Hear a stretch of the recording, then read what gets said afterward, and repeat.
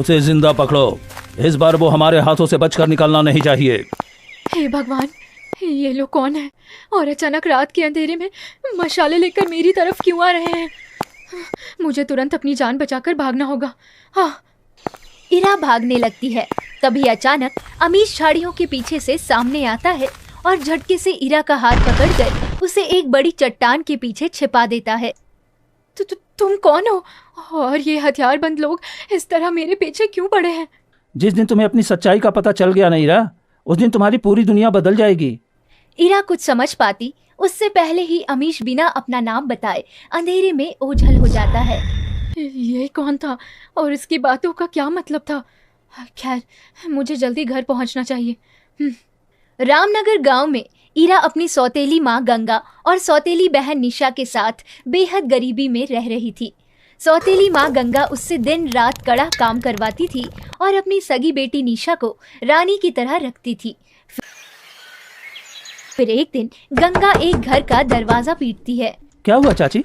देखो अमीश बेटा, मैं तुम्हारे लिए एक बहुत अच्छे रिश्ते की बात करने आई हूँ।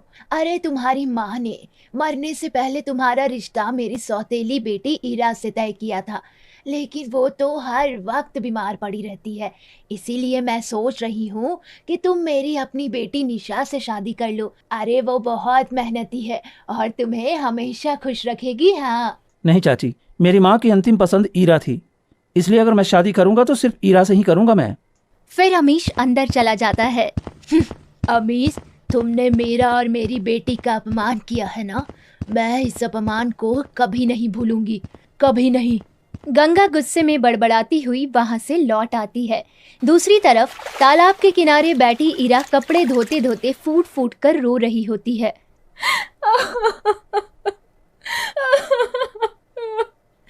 मैं दिन रात मेहनत करती हूँ, माँ की हर बात मानती हूँ, फिर भी माँ मुझे कभी अपनी बेटी क्यों नहीं मानती? आखिर मेरा क्या कसूर है, क्या कसूर है? तभी पीछे से आकर अमीश इरा के पास खड़ा हो जाता है। इरा, मैं तुमसे शादी करना चाहता हूँ, तुम सब कुछ भूलकर मेरे साथ चलो। अरे तुम तो वही हो ना जिसने उस रात जंगल में गुंडों से मेरी जान बचाई थी? हाँ इरा, हम दोनों का रिश्ता बचपन से ही हमारी माताओं ने तय कर दिया था। मेरी माँ ने तुम्हें अपने घर की बहू के रूप में पसंद किया था, इसलिए अब देर मत करो और मेरे साथ चलो। अमीश इरा का हाथ थाम लेता है और दोनों गांव के मंदिर में जाकर शादी कर लेते हैं। वहीं दूर खड़ा गांव का शंभू ये सब देख लेता है और भागते हुए गंगा के घर पहुंचता है। अरे क्या हो गया शंभू भाई, तुम इस तरह हांफते हुए क्यों भाग रहे हो? है गंगा बहन, तुम्हारी सौतेली बेटी ईरा ने हमारे गांव के सबसे सुंदर और गुणी लड़के अमीश से मंदिर में छुपकर शादी कर ली है। मैंने खुद अपनी आंखों से उसे शादी करते देखा है। क्या सच में ईरा ने शादी कर ली? अरे ये तो बहुत खुशी की बात है। बेवकूफ कहीं की। अरे मैं उस अमीश से तुम्हारी शादी करवाना चाहती थी और उसने तुम्हारी खुशियाँ छीन ली। माँ, आप ये क्या कह रही हैं? अरे मैं तो उस अमीश को जानती तक नहीं हूँ, भला उसने मेरी खुशियाँ क्यों छीन ली? अरे मैं तो बहुत खुश हूँ माँ, बहुत खुश। निशा इतना कहकर मुस्कुराती हुई वहाँ से चली जाती है। मेरी बेटी तो बेवकूफ है, पर मुझे अब चुप नहीं बैठना है। अब उस लड़की के साथ उसका पति भी आ गया है, इस तरह तो मैं उन्हें कभी नहीं हरा पाऊंगी। मुझे अब काली विद्या का सहारा लेना ही पड़ेगा। हाँ। दिन बीत जाता है। उधर अमीश अपने घर में इरा के साथ बैठा होता है। इरा, अब तुम्हें घबराने की कोई जरूरत नहीं है। अब मैं जिंदगी भर तुम्हारा साथ दूंगा और हम दोनों अपने इस रिश्ते को बहुत अच्छे से निभाएंगे। मैंने कभी नहीं सोचा था कि मेरी शादी इतने अच्छे इंसान से हो पाएगी। मैं भी इस रिश्ते को पूरी निष्ठा से निभाने की कोशिश करूंगी। रात होते ही गंगा किसी को बिना बताए चुपके से घने जंगल की ओर निकल पड़ती है। इससे पहले कि गांव में किसी को पता चले, मुझे वहां पहुंचना होगा। गंगा तेजी से आगे बढ़ ही रही होती है कि अचानक बंसी उसके सामने आकर खड़ा हो जाता है। तुम कौन हो और इस तरह आधी रात को मेरा रास्ता रोककर क्यों खड़े हो गए हो? हटो हटो यहाँ से। मैं जानता हूँ कि तुम काली शक्तियाँ सीखने जा रही हो, पर उन शक्तियों से कुछ नहीं होगा। तुम मेरे साथ आ जाओ, तुम्हें वो सब कुछ मिलेगा जो तुम चाहती हो। तुम कौन हो और मैं भला तुम्हारा साथ क्यों दूं? क्योंकि तुम्हारा और मेरा दुश्मन एक ही है। तुम्हें ईरा से छुटकारा चाहिए और मुझे उसे अपने रास्ते से हटाना है। अगर तुम मेरा साथ दोगी तो तुम्हें इसके बदले मनचाहा धन मिलेगा। ठीक है, अगर मुझे भी धन मिल जाए और रास्ते का कांटा भी हट जाए तो इससे बड़ा और क्या ही चाहिए। हमारी ये दोस्ती पक्की रही। तुम जो भी कहोगे मैं करने के लिए तैयार हूँ। अब वही होगा जो मैंने सोचा है। अगली सुबह ईरा घर का काम कर रही होती है और अमीश पास ही बैठकर गहरी सोच में डूबा होता है। क्या करूं? इस हीरा को सच बताऊं या ना बताऊं? इतनी बड़ी सच्चाई है, मुझे हीरा को बताना ही होगा, पर कैसे बताऊं? पता नहीं इन्हें क्या हो गया है। ये मुझे देखते हैं और कुछ कहना चाहते हैं पर कह नहीं पाते। कोई तो गहरा राज है जो ये मुझसे छुपा रहे हैं, पर मुझे सही वक्त का इंतजार करना होगा। हाँ, ईरा फिर से अपने कामों में लग जाती है। उधर गंगा परेशान होकर जंगल की एक झोपड़ी के पास पहुंचती है। बंसी, अब मैं और इंतजार नहीं कर सकती। तुम्हें जल्दी से उस हीरा को रास्ते से हटाना होगा ताकि मैं अपनी बेटी की शादी करवा सकूं और मुझे वो धन भी मिल सके। तुम चिंता मत करो, बस आज के दिन का इंतजार करो, सब कुछ सामने आ जाएगा। बंसी इतना कहकर सीधे ईरा के घर के सामने पहुंच जाता है। ईरा की नजर उस पर पड़ती है। अरे, ये तो वही व्यक्ति है जो उस रात जंगल में मेरी तरफ आ रहा था। ये यहाँ क्या कर रहा है? राजकुमारी, अब तुम मुझसे नहीं बच पाओगी। तुम्हारा वक्त अब बहुत नजदीक आ गया है। अब तुम अपनी उल्टी गिनती शुरू कर दो। बंसी इतना कहकर कुटिलता से मुस्कुराता हुआ चला जाता है। ईरा बुरी तरह घबरा जाती है। ये क्या कहकर गया? ये मुझे राजकुमारी क्यों कह रहा है? हीरा, मुझे ये बात पहले से पता है कि तुम कोई साधारण लड़की नहीं हो, बल्कि एक राजकुमारी हो। तुम ये क्या कह रहे हो अमीश? मैं सच कह रहा हूँ हीरा। मेरे पिता ने मरने से पहले मुझे सारा सच बता दिया था।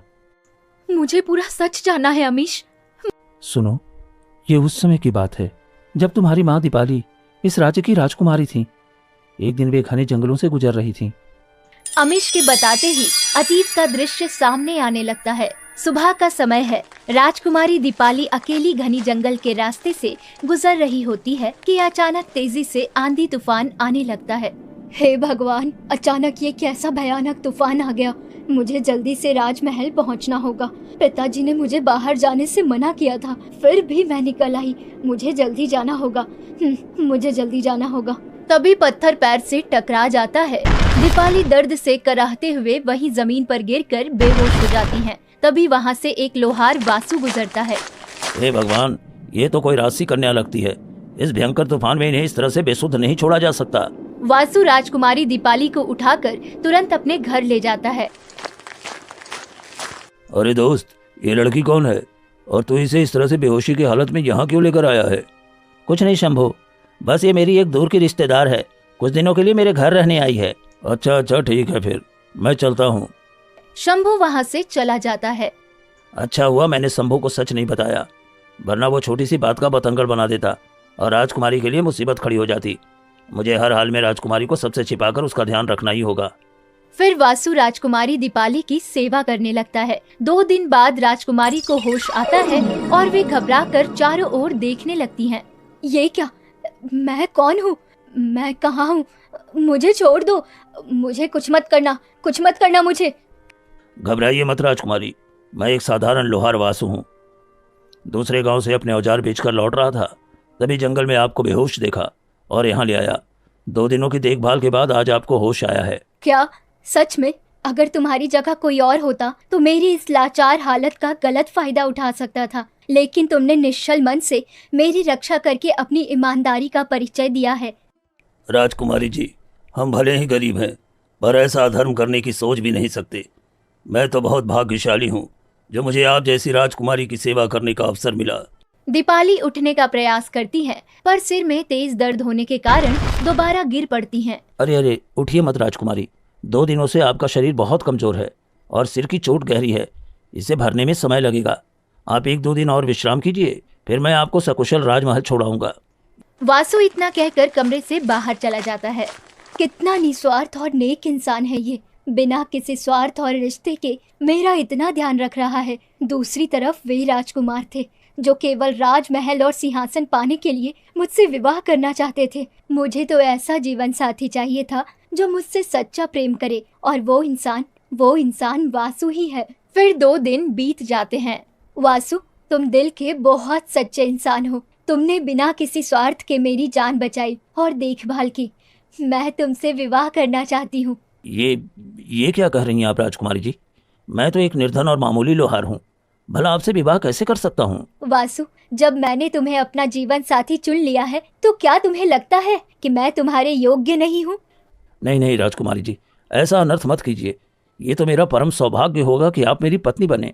दोनों उसी समय गांव के मंदिर में जाकर विवाह कर लेते हैं। समय का पहिया घूमता है और दीपाली एक प्यारी सी बेटी को जन्म देती है। इतना लंबा समय बीत गया वासु, अब तो हमारी एक बेटी भी हो गई है। मुझे एक बार राजमहल जाना चाहिए। शायद मेरी बेटी को देखकर पिताजी का गुस्सा शांत हो जाए और वे हम तीनों को स्वीकार कर ले।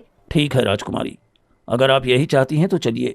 इतने समय से आप अपने परिवार से दूर हैं तो आपका उनसे मिलने का मन होना स्वाभाविक है। दीपाली और वासु राजमहल पहुंचते हैं। राजा हरिहर नाथ दीपाली को देखते ही क्रोध से आग बबूला हो जाता है। पूरे 1.5 साल बाद आ रही हो दीपाली, तुमने हमारे कुल की मर्यादा मिटा दी। तुम एक मामूली लोहार के साथ भागकर ऐसा नीच काम कैसे कर सकती हो? पिताजी, जब मैं संकट में थी तब इसी लोहार वासु ने अपनी जान पर खेल कर मुझे बचाया था। ये बहुत ही नेक और निश्चल इंसान है पिताजी। मैं इसी के साथ अपना पूरा जीवन बिताना चाहती हूँ। कृपया हम दोनों को अपना आशीर्वाद दीजिए। कदापि नहीं, एक लोहार कभी इस राजवंश का दामाद नहीं बन सकता। मैं इस विवाह को स्वीकार नहीं करूंगा। पिताजी, अगर आपने वासु और मेरी बेटी को स्वीकार नहीं किया तो मैं भी इस राजमहल का त्याग कर दूंगी। मैं अपने पति के बिना एक क्षण भी यहाँ नहीं रहूंगी। मेरी पुत्री बहुत हठी है, कहीं फिर से हमें छोड़कर न चली जाए। अभी हाँ कर देता हूँ, आगे का आगे देख लेंगे। ठीक है दीपाली, अभी तुम दोनों अपने कक्ष में जाओ, बाकी बातें हम कल सुबह करेंगे। आपका बहुत बहुत धन्यवाद महाराज। फिर सभी चले जाते हैं। आधी रात को जब सब सो रही होती है, वासु महल के बाहर टहलने निकलता है। तभी राजा हरिहर नाथ अचानक उसके सामने आ जाते हैं। सुन लोहार, अगर अपनी और अपनी बेटी की सलामती चाहता है तो आज रात ही मेरी बेटी की जिंदगी से हमेशा के लिए दूर चली जाओ, वरना तुम दोनों को यहीं गाड़ दूंगा। नहीं नहीं महाराज, ऐसा अनर्थ मत कीजिए। मैं अभी अपनी बेटी को लेकर यहाँ से बहुत दूर चला जाऊंगा। मेरी बेटी को कोई नुकसान मत पहुंचाइएगा। तो चुपचाप यहाँ से निकल जाओ और दोबारा कभी इस राज्य में अपना पाँव मत रखना। फिर वासु डर के मारे अपनी सोती हुई बेटी को उठाकर रात के अंधेरे में ही राजमहल से गायब हो जाता है। अगली सुबह जब दीपाली की आंखें खुलती हैं, ये क्या, मेरी बेटी कहाँ गई? वासु, तुम कहाँ हो? वासु, मेरी बेटी कहाँ गई? वासु, तुम कहाँ हो? दीपाली रोती बिलखती पूरे महल में भटकती है पर कोई नहीं मिलता। दीपाली, वो लोहार एक नंबर का लालची निकला। मैंने उसे धन की थैलियां दी तो वो धन और अपनी बेटी को लेकर रफू चक्कर हो गया। अब वो तुम्हारी जिंदगी में कभी वापस नहीं आएगा।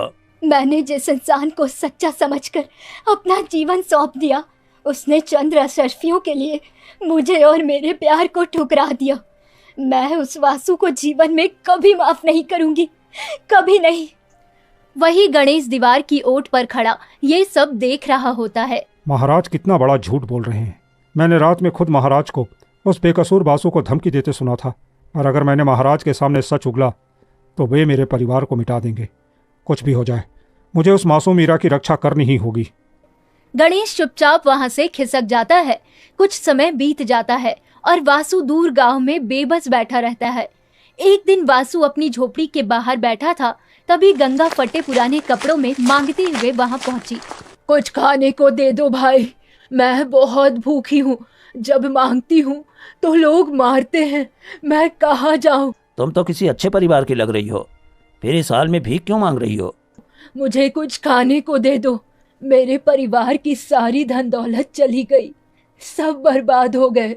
गांव के सरपंच ने मेरे पिता को जीते जी मिटा दिया।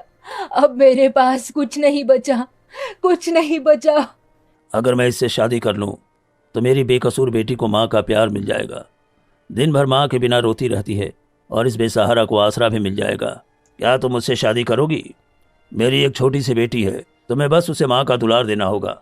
ये तो मेरा सौभाग्य है, मुझे आपका ये प्रस्ताव मंजूर है। फिर वासु गंगा से शादी कर लेता है।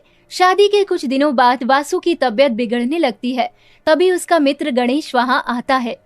बासु, ये क्या हाल बना रखा है? तुम दिन प्रतिदिन इतने बीमार क्यों होते जा रहे हो? हाँ गणेश, मेरी हालत बिगड़ती जा रही है। तू तो मेरा सबसे अच्छा दोस्त है ना, सब जानता है। समझ नहीं आ रहा कि राजकुमारी दीपाली तक सच कैसे पहुंचाऊं। तुम चिंता मत करो बासु, बड़े होने पर मैं अपने बेटे अमीश का विवाह तुम्हारी बेटी ईरा से कराऊंगा और वक्त आने पर उसे सारा सच बता दूंगा। पर अब महाराज की नज़र तुम पर पड़ चुकी है, उनके आदमी तुम्हें ढूंढ रहे हैं, तुम्हें यहाँ से तुरंत निकलना होगा। ठीक है गणेश, मैं यहाँ से दूर चला जाता हूँ। वासु गंगा और ईरा को लेकर हमेशा के लिए वो गांव छोड़ देता है। तो क्या मैं राजकुमारी दीपाली की बेटी हूँ? मैं अपनी माँ दीपाली से मिलना चाहती हूँ अमीश। सही वक्त आने पर मैं तुम्हें महारानी जी के पास ले चलूंगा, पर अभी ये बात किसी को मत बताना। ईरा अपने आंसू पोंछती है। रात होते ही गंगा चुपके से घर से बाहर निकलती है। तभी निशा की आंख खुल जाती है।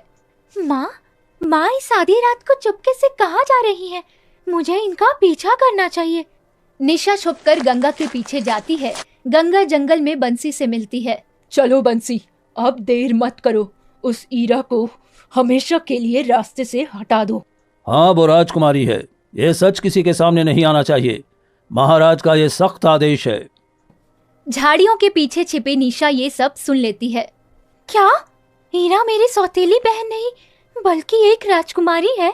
माँ और ये आदमी मिलकर उसे मारना चाहते हैं। मुझे तुरंत ईरा को बचाना होगा।